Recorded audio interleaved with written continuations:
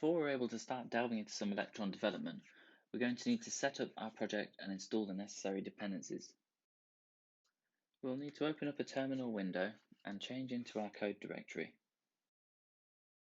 We're going to scaffold out a very basic React web application using the Create React App tool from Facebook, passing in the name of our project.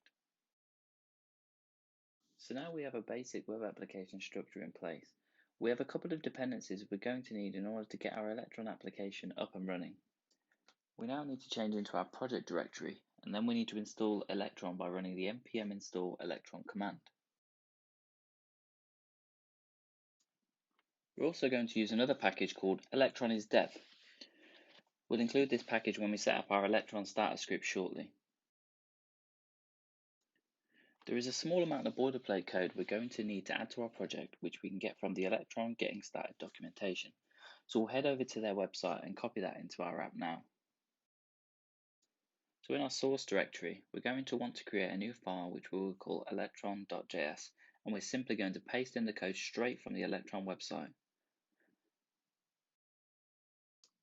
So we're going to import the path module and the Electron is dev module we installed previously.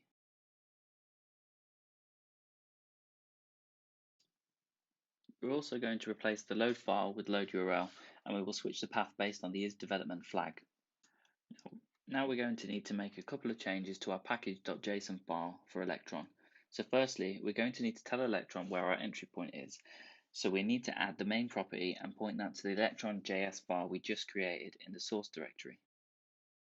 And for ease, we're also going to add Electron to our scripts so we can npm run Electron to run our Electron app.